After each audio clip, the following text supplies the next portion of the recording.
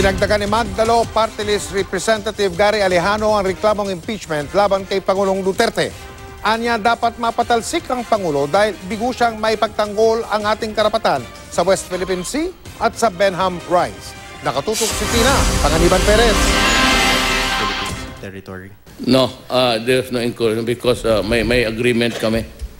I even invited them to the shores of the Philippines for a visit. Ang pag-aming ito ni Pangulong Duterte na pinayagan niyang magpaikot-ikot ng 3 buwan sa Benham Rise, ang research vessel ng China, ayon kay Magdalo Congressman Gary Alejano, ay pagkabigo ng Pangulong ipaglaban ang karapatan natin sa Benham Rise. Ito ang isa sa mga basehan ng supplemental impeachment complaint niya laban sa Pangulo. Respondent Rodrigo Roa Duterte betrayed the public trust reposed upon him when he utterly failed and or refused to assert the country's exclusive sovereign rights and maritime rights and territorial claims. Ang isa pa, Hindi nga natin mapigilan kasi hindi natin kaya ang China. Hindi nga mapigilan ng Amerikano. ay ang pahayag na hindi raw mapipigilan ng naunang plano ng China na magtayo ng environmental monitoring station sa Panatag Shoal sa West Philippine Sea. Kaya dagdag sa kanyang grounds for impeachment ang betrayal of public trust, culpable violation of the Constitution at iba pang high crimes.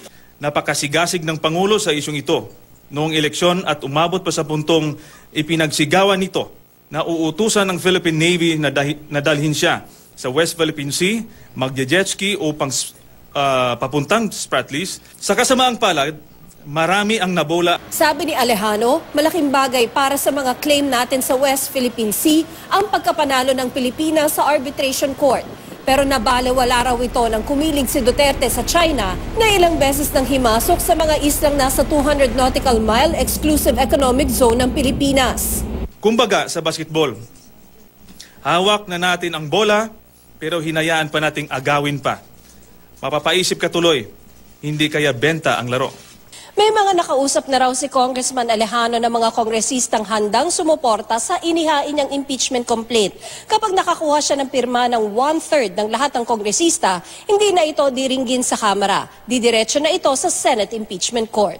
Umaasa raw si Alejano na sa mga panahong ito, darami ang kongresistang susuporta sa impeachment complaint niya, lalo't may alitan ng 2 kapartido ni Duterte na sina House Speaker Pantaleon Alvarez at Congressman Antonio Florendo Jr. Masyadong malayo. Wala akong ginalaman yung impeachment dito sa kinu-question pong kontrata eh.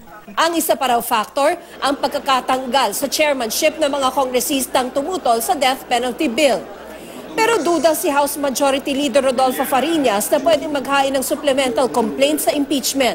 Pwede raw ito sa korte, pero malabo sa impeachment. Sa impeachment case kasi, pwedeng ibasura agad ng mga kongresista ang reklamo kung insufficient sa form o substance. Sabi naman ni Chief Presidential Legal Counsel Salvador Panelo, propaganda at publicity lang daw ang habol ni Alejano. Tina Panganiban Perez, nakatutok, 24 oras.